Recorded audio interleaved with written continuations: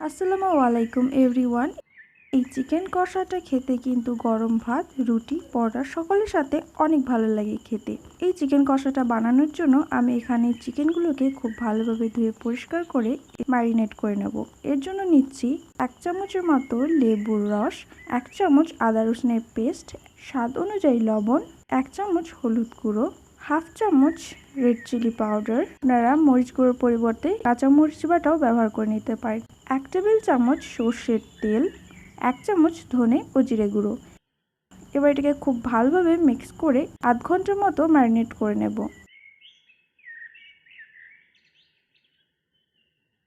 এবার একটা কড়াইয়ে দিয়ে নিচ্ছি পর্যাপ্ত পরিমাণ তেল।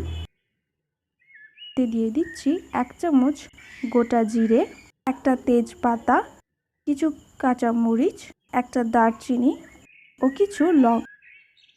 একটু তেলে নাড়াচাড়া করে দিয়ে দিচ্ছি 3টে মিডিয়াম সাইজের পেঁয়াজ কুচি। পেঁয়াজটাকে অবশ্যই এইভাবে ছোট ছোট করে কেটে নেবেন। এবার এটাকে একটু লাল করে ভেজে নেব।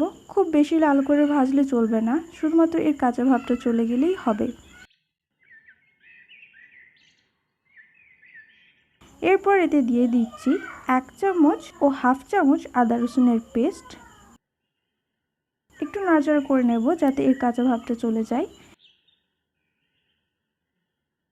দিয়ে দিলাম 1 চামচ ধনে ও জিরে গুঁড়ো, 1 চামচ কাশ্মীরি লঙ্কা গুঁড়ো, 1 চামচ হলুদ গুঁড়ো, স্বাদ অনুযায়ী লবণ। এবার মশলাটাকে আমি একটু তেলে নাড়াচাড়া করে নেব। যেহেতু পেঁয়াজটা আমি খুব বেশি ভাজিনি, তাই এখানে জল দিয়ে মশলাটা কষার প্রয়োজন নেই। এখানে যদি জল দিয়ে মশলাটা কষে নিতাম তাহলে মশলার কালারটা এরকম সুন্দর আসতো না। মশলাটাকে কষে নেওয়ার পর দেখুন মশলা থেকে তেল ছেড়েছে। আর এই পর্যায়ে আমরা এখানে দিয়ে দিচ্ছি একটা মিডিয়াম সাইজের টমেটো পেস্ট।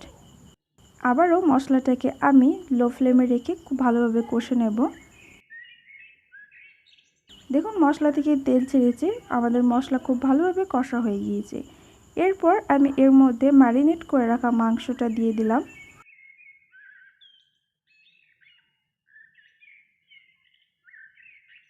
মাংসটা দিয়ে আমি প্রায় 5 থেকে 7 মিনিট গ্যাসটাকে লো টু মিডিয়াম ফ্লেমে রেখে খুব ভালোভাবে কষে নেব।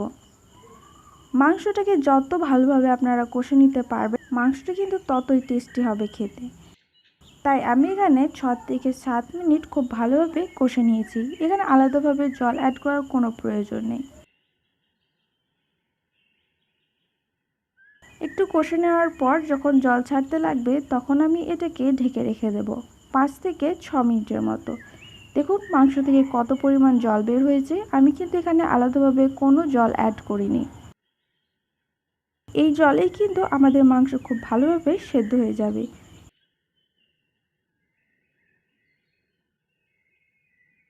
একটু নাড়াচাড়া করে আমি আবার ঢেকে দিলাম 5 মিনিটের মতো।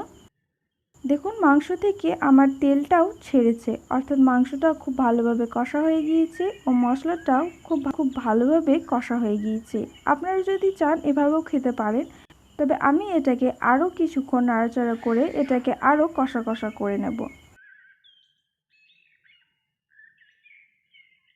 গ্যাসটাকে লো টু মিডিয়ামে রেখেই আমি সম্পূর্ণ রান্নাটা করছি। আর এখানে আলাদাভাবে আমি একটুও জল অ্যাড করিনি। এভাবে নাড়াচাড়া করতে করতে দেখবেন মাংসটা আপনাদের একদম কষা কষা হয়ে যাচ্ছে। আমি প্রায় 5 থেকে 7 মিনিট এভাবে নাড়াচাড়া করে মাংসটাকে আরও কিছুক্ষণ কষে নিয়েছি।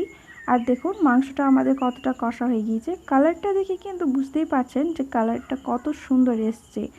খিচুড়ির সাথে অথবা গরম ভাতের সাথে এটা কিন্তু খুব ভালো লাগে খেতে। বাড়িতে অবশ্যই একবার ট্রাই করে দেখবেন। আশা করছি আপনাদের বাড়ির সকলেরও খুব ভালো লাগবে। ভিডিওটি কেমন লেগেছে আমাকে কমেন্ট করে অবশ্যই জানাবেন। ভিডিওটি শেষ পর্যন্ত দেখার জন্য অসংখ্য ধন্যবাদ।